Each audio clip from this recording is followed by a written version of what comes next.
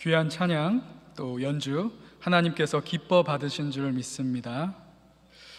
이 시간 예배의 자리를 사모하며 주 앞에 나온 우리 모든 충현의 가족들에게 하나님의 크신 말씀의 은혜가 임하기를 축복합니다. 오늘 말씀의 제목이 넘어지지 않으려면인데요, 여러분 혹시 넘어져 보신 적 있으십니까? 넘어지면 참 아프기도 하고 부끄럽기도 합니다. 요즘 같은 겨울철에 빙판길에 자칫 넘어지기라도 한다면 아주 크게 다칠 위험도 있습니다. 그래서 매우 조심해야 하죠. 우리가 넘어지면 다치고 또 부끄럽고 매우 위험한 것처럼 영적으로도 넘어지는 것은 매우 위험하다라고 말할 수 있습니다. 그래서 우리는 우리의 믿음 생활이, 우리의 영적인 생활이 넘어지지 않도록 늘 주의해야 한다라는 것이죠. 사탄은 우리를 흔들어서 넘어지게끔 만들고자 합니다. 때로는 아주 강력한 사자와 같이, 때로는 아주 교묘한 여우와 같이 우리에게 다가와 온갖 방법으로 우리를 넘어뜨리려고 한다라는 말씀입니다. 오늘 본문에 등장하는 느헤미야도 많은 방해와 박해, 핍박을 받았습니다. 성경의 지도자들 가운데 아주 탁월한 리더십을 발휘했다라고 평가받는 느헤미야였지만, 그가 예루살렘 성벽을 재건하는 그 시작부터 수많은 반대자가 있었고 핍박과 조롱과 방해가 있었습니다. 끝없는 고비를 느헤미야는 통과했습니다. 근데 여러분, 산 넘어 산이라는 말이 있는 것처럼 오늘 본문에 와서는 이전과는 다른 엄청난 난관을 느헤미야가 만나게 된다라는 것이죠. 전보다 더 치밀하고 강력하게 느헤미야를 넘어뜨리려고 대적들이 공격해 옵니다. 아마 우리도 이러한 것들을 경험해 보았을 겁니다. 예수님을 믿고 신앙생활을 시작하면서 지금까지 사탄의 공격이 없었던 적이 아마 우리에게 없었을 것 같습니다. 때로는 정면으로 쳐들어오기도 하고요, 때로는 측면으로, 또 때로는 기습적으로 우리를 공격할 때가 있습니다. 하나님의 말씀에 불순종하게끔 하고 하나님께서 맡겨주신 우리의 사명을, 또 우리의 직분을 감당하지 못하게끔 계속하여 사탄은 공격합니다. 어쩌면 오늘도, 아니면 이 시간도 공격을 받을 수 있습니다. 이 공격 앞에 여러분, 우리는 어떻게 해야 하겠습니까? 우리를 넘어뜨리려고 온갖 방법을 다 사용하는 이 사단의 올무를 우리는 어떻게 피하여서 넘어지지 않을 수 있겠습니까? 이 시간에 여러분, 오늘 느헤미야의 말씀을 살펴보면서 어떻게 넘어지지 않고 이 느헤미야는 맡겨주신 사명을 잘 감당할 수 있었는지 깨달아보고 그 삶을 우리도 한번 따라가 볼 수 있기를 소망합니다. 1절 말씀을 보면요, 이제 성벽 재건의 마무리 단계에 이르고 있다는 걸 알 수가 있습니다. 열심히 땀을 흘려서 조금의 틈도 없이 성벽을 지금 다 완공하고 이제 마지막 그 성문에 문을 달려고 하는 순간이 다가왔습니다. 이렇게 이제 모든 것이 다 되었다라고 마음을 놓을 수 있는 그 순간 또 방해가 일어나고 있습니다. 성벽 건축을 시작할 때부터 방해하였던 도비야, 산발랏, 게셈이라는 이 사람들이 성벽 완성이 다가오니까 더 극심한 방해를 하기 시작하는 겁니다. 이제는 성벽 완공을 막기 위해서 느헤미야를 죽이려는 계획을 세우고 있습니다. 2절 말씀입니다. 산발랏과 게셈이 내게 사람을 보내어 이르기를, 오라, 우리가 오노평지 한 촌에서 서로 만나자 하니 실상은 나를 해하고자 함이었더라. 오노평지는 당시 사마리아와 아스돗 사이의 중립지대였습니다. 완전한 이스라엘 땅이 아니었다라는 것이죠. 근데 고대 사회에는요, 사회에 원한 관계가 있는 사람을 막 안심시킵니다. 그래서 제3의 장소로 불러내어서 거기서 죽이는 일들이 종종 벌어졌다라고 합니다. 바로 느헤미야를 이 오노평지라는 곳으로 불러내어서 죽이려고 하였던 것이죠. 이런 원수의 유인 작전에 느헤미야가 어떻게 반응을 하고 있습니까? 3절 말씀인데요, 3절 말씀을 함께 읽어보도록 하겠습니다. 내가 곧 그들에게 사자들을 보내어 이르기를 내가 이제 큰 역사를 하니 내려가지 못하겠노라. 어찌하여 역사를 중지하게 하고 너희에게로 내려가겠느냐 하매. 느헤미야는 지금 내가 하고 있는 일이 굉장히 큰 일이다. 나는 아주 중요한 일을 하고 있다. 너희들이 아무리 요구를 해도 내가 하는 이 일을 나는 포기할 수가 없다. 그래서 너희에게 갈 수가 없다. 이렇게 말하는 겁니다. 이런저런 핑계를 대지 않습니다. 자신의 분명한 사명만을 이야기하고 있는 것이죠. 느헤미야가 마음속에 품고 있었던 것은 단 한 가지였습니다. 지금 당장 성문에 문짝을 달아서 이 성벽 재건 공사를 마무리 짓는 일이었습니다. 느헤미야는 하나님의 이 큰 일, 큰 역사를 하루빨리 완성해야 되겠다라는 그 일념 하나만이 마음속에 가득하였어요. 온 정성을 다 쏟아보았죠. 이 느헤미야 말씀을 여러분 읽어보면 어떻습니까? 느헤미야가 아주 불철주야로 헌신을 하고 있다는 걸 알 수 있습니다. 모든 생활과 활동을 다 집중시켰습니다. 조금도 흐트러지는 모습이 없었다는 것이죠. 이 느헤미야의 삶에는 우선순위가 아주 분명하였다는 겁니다. 하나님의 일, 하나님이 맡겨주신 그 사명, 그것에 우선순위를 두고 살아가는 사람이었다는 것이죠.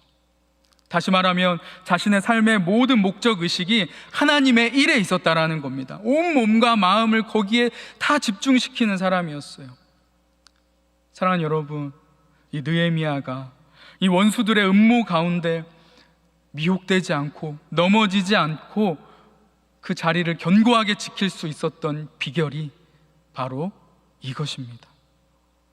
대적들은 포기하지 않습니다. 말씀해 보면 4번이나 아주 끈질기게 느헤미야에게 요구를 합니다. 느헤미야는 여전히 그 대답이 똑같습니다. 오늘날 여러분, 우리의 신앙생활은 어떻습니까? 이러한 올무와 유혹, 시험들 있지 않습니까? 이러한 방해들이 있지 않습니까? 사탄이 온갖 종류의 유익해 보이는 회담들을 우리에게 걸어옵니다. 그것을 제의하면서 이곳으로 와라, 온오평지로 들어와라, 이렇게 유인을 한다라는 것이죠. 예를 들어 보면 뭐가 있을까요? 주일 성수 어떻습니까? 가장 기본적인 것이죠. 근데 사탄 마귀는 이 기본적인 것부터 무너뜨리려고 애를 씁니다. 주일이 되면 하고 싶은 일들이 왜 이렇게 많이 생기는 겁니까? 또 해야 할 만한 일들이 너무나도 많습니다. 미루었던 일들이 막 생각이 나요. 생각해보면 다 중요한 것 같습니다. 의미 있는 것 같아요. 꼭 해야만 할 것 같은 그런 일들입니다. 주일에 매장을 열면 얼마나 장사가 잘 될까? 왜 문을 닫을까? 어리석지 않나? 이런 생각들 할 때가 있습니다. 예배야 매주 드리는데 이 중요한 약속 내가 한번 나아가야 되는 것 아닌가? 여러분, 이런 유혹들이 들 때가 있습니다. 사실 여러분, 성도들이 주일 성수 하지 말아야겠다 이렇게 작정하고 범하는 분들 있습니까? 아마 그런 분들은 없을 겁니다. 대부분 나름대로 중요한 일, 이거 미루면 안 되지, 꼭 해야 되지 하다 보면서 주일이, 성수가 점점 뒤로 밀려가는 것 아니겠습니까? 코로나라는 지금 이 상황은요, 이러한 주일 성수를 범하는 일들을 더 부추기고 있다는 것입니다. 주일 성수만 예로 들었는데 여러분, 말씀, 기도, 또 여러 가지 훈련의 시간들, 우리가 마땅히 있어야 할 그 자리들, 꼭 해야 할 그 하나님의 일들을 하지 않게끔 여기저기 우리의 마음이 흩어지고 있지는 않습니까? 만약 그러고 있다면 사단의 올무에 걸려버린 것입니다. 그럼 우리는 넘어질 수밖에 없어요. 여러분, 우리는 항상 하나님의 그 일에 가장 최우선을 둘 수 있기를 간절히 소망합니다. 나에게 맡겨주신 그 사명, 그것이 무엇인지 잘 확인하고 그것을 위해 최선을 다할 수 있기를 원합니다. 비천한 우리를 위해서 이 땅에 오신 그 주님만을 바라보면서 그 우리 하나님만을 존귀하게 하겠다라는 그 삶이 우리 인생의 최우선이 될 수 있기를 소망합니다. 그렇지 않다면 바쁜 일에 여러분 우리는 휘둘리게 되어져 있어요. 하나님의 큰 역사는커녕 그냥 내 일, 나의 이 작은 일에 휩싸여서 바쁘게 살아가다가 그냥 바쁜 인생이 되어버리고 만다라는 겁니다.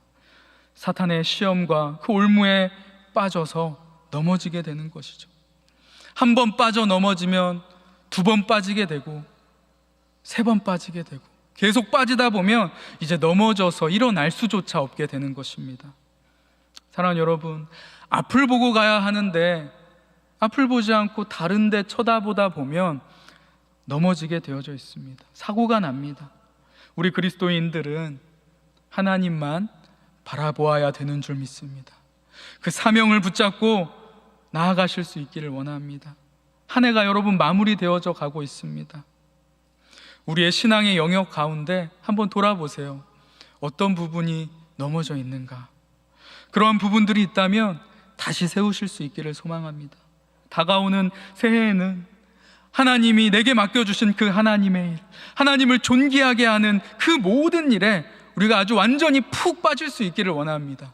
느헤미야와 같이 정말 나의 사명에 푹 빠져서 충성된 사명인이 되어서 사탄의 그 어떠한 유인 공격에도 조금 더 흔들리지 않게 되기를 축복합니다. 다음으로 여러분, 넘어지지 않으려면 진실로 중심이 바로 잡혀져 있어야 한다는 것이죠. 이리저리 왔다 갔다 흔들리는 것이 아니라 중심을 딱 지키고 있는 거예요. 가벼운 삶이 되어서는 안 되는 것입니다.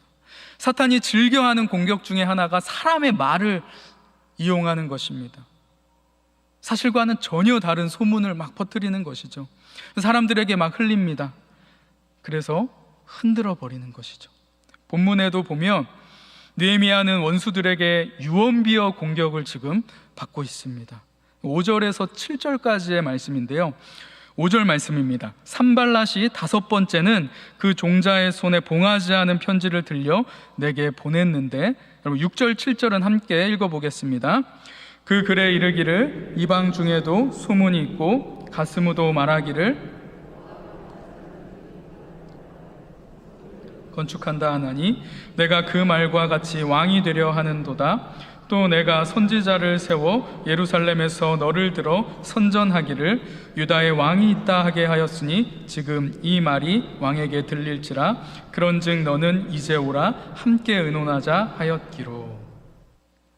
느헤미야가 그들이 던졌던 첫 번째 공격에 걸려서 넘어지지 않았습니다.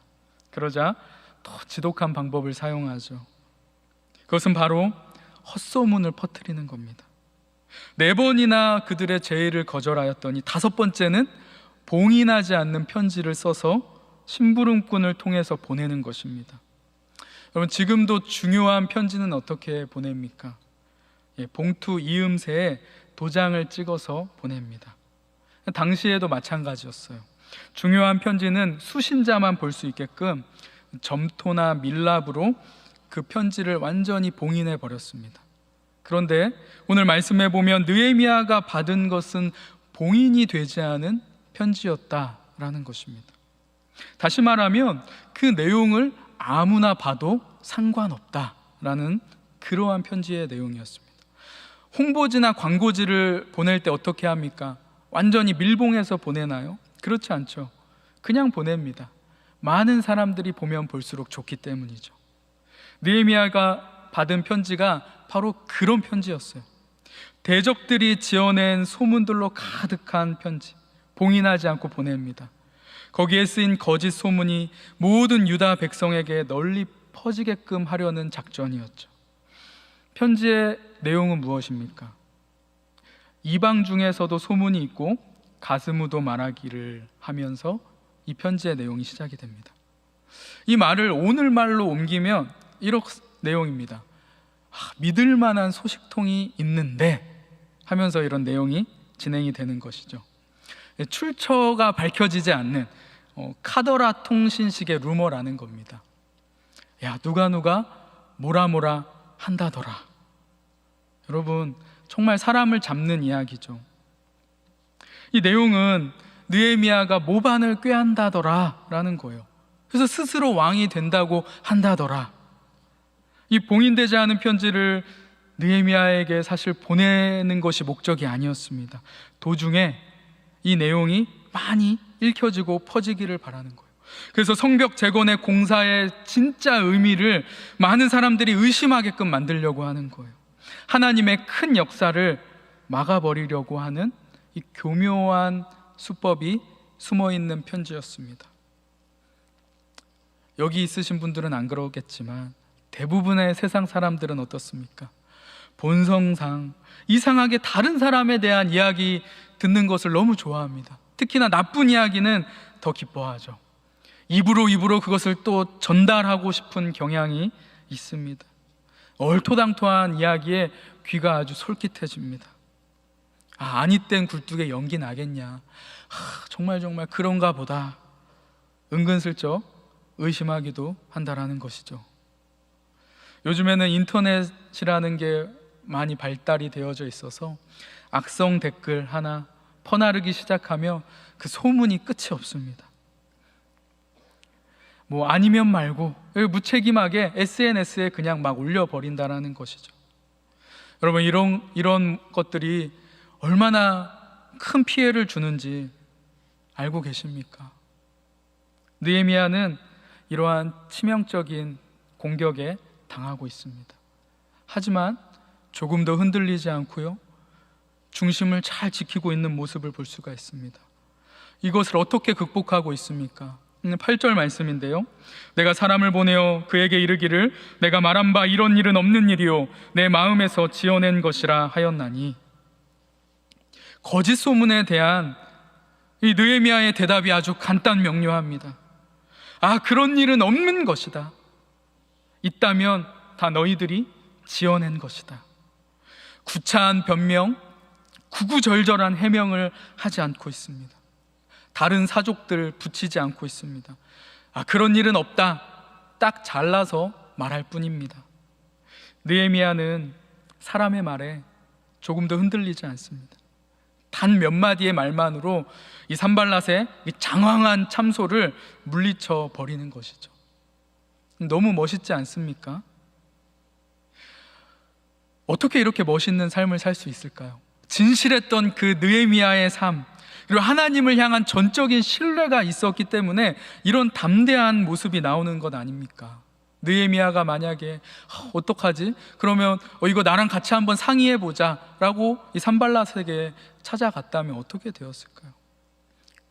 느헤미야는 여러분 정말 진실했습니다. 그리고 담대하였어요. 이런 진실한 담대한 모습, 하나님을 향한 철저한 신뢰가 있었기 때문에 가능한 것 아니겠습니까? 바라기는 우리 모두가 이러한 모습을 본받을 수 있기를 원합니다. 교회 안에서 참 안타까운 것들은 잘못된 소문이 돌고 돌아서 상처받는 사람들이 생겨난다라는 것이죠. 그래서 그런 사람들이 떠나는 경우들도 있습니다. 여러분, 이러한 것에 넘어지지 않기를 소망합니다. 신실하신 그 하나님만을 신뢰하며 나아갈 수 있었으면 좋겠어요. 거짓은 절대로 진실을 무너뜨릴 수 없습니다. 헛된 소문도 신실한 사람한테는 통하지 않는다라는 것이죠. 평소에 하나님만을 신뢰하고 신실하게 여러분 살아가 보십시오. 아무리 그런 소문이 돈다 할지라도 영향받지 않습니다. 아니요, 그런 일 없습니다 라고 이렇게 말 한마디만 하면 된다라는 것이죠. 충분하다라는 것이에요. 주위의 사람들도 저분이 아니라고 하면 정말 아닙니다, 더 물어볼 것 없습니다, 이렇게 말할 수 있게 되는 것이죠. 우리 모두가 이렇게 인정받을 수 있기를 소망합니다. 그래서 이 거짓 소문이 우리를 넘어뜨리려고 할 때 조금 더 흔들리지 않기를 소망합니다. 든든하게 서 있는 저와 여러분 되기를 소망합니다. 이것도 여러분, 마지막으로 우리가 우리 믿음의 삶에서 넘어지지 않으려면 기도해야 하는 거예요. 9절 말씀이죠. 9절 말씀을 함께 읽도록 하겠습니다. 이는 그들이 다 우리를 두렵게 하고자 하여 말하기를 그들의 손이 피곤하여 역사를 중지하고 이루지 못하리라 함이라. 이제 내 손을 힘있게 하옵소서 하였노라.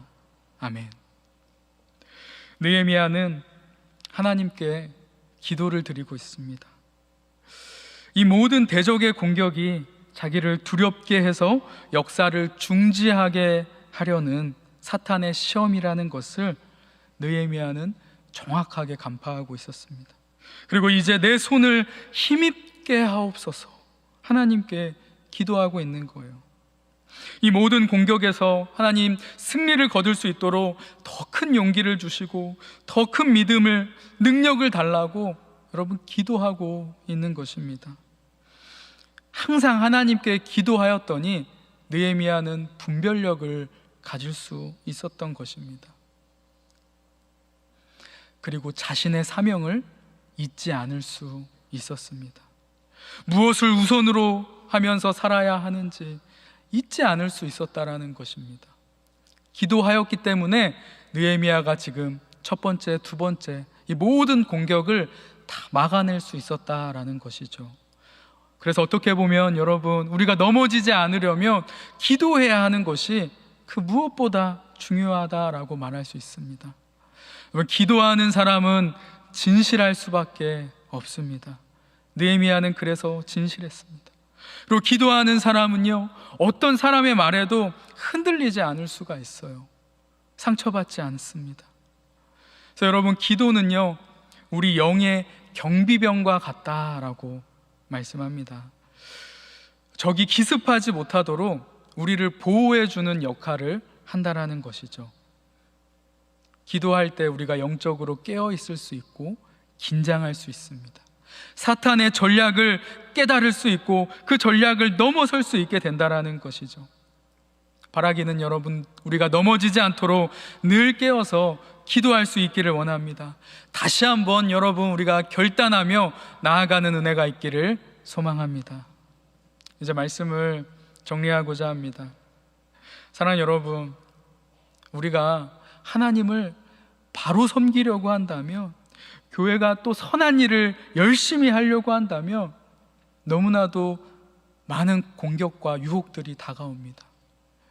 이번에 제자훈련, 사역훈련을 마친 분들의 소감을 들어봐도 너무나도 많은 유혹과 시험이 있었습니다 라는 이야기가 있습니다. 그렇습니다. 사단은 하나님께 나아가려고 하는 자들을, 하나님의 일을 하려고 하는 자들을 그냥 내버려 두지 않기 때문이죠. 온갖 올무를 놓고 넘어지기만을 기다리고 있습니다. 하지만 여러분, 오늘 이 말씀을 기억하시면서 이 느헤미야를 바라보면서 다시 한번 넘어지지 않는 이 비결을 기억하면서 나아갔으면 좋겠습니다. 적당히 타협하려고 하는 그러한 사단의 합리화 작전에 넘어가지 않았으면 좋겠어요. 느헤미야처럼 하나님께서 맡겨주신 그 사명, 그 일에 최우선을 두고 그 일에만 집중하면서 좌로나 우로나 치우치지 않는 충성된 사명인이 되기를 간절히 소망합니다. 넉넉하게 이 사단의 공격을 이겨내길 원합니다.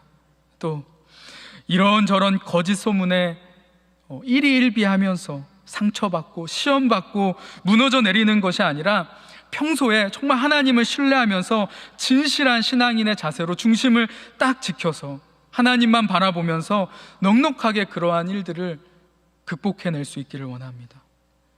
또 하나님을 섬기는 나의 이 거룩한 손을 더욱 힘있게 해달라고 날마다 간구하면서 이 사탄의 온갖 시험과 올무에 넘어지지 않는 우리 모두가 되기를 예수님의 이름으로 축복을 드립니다.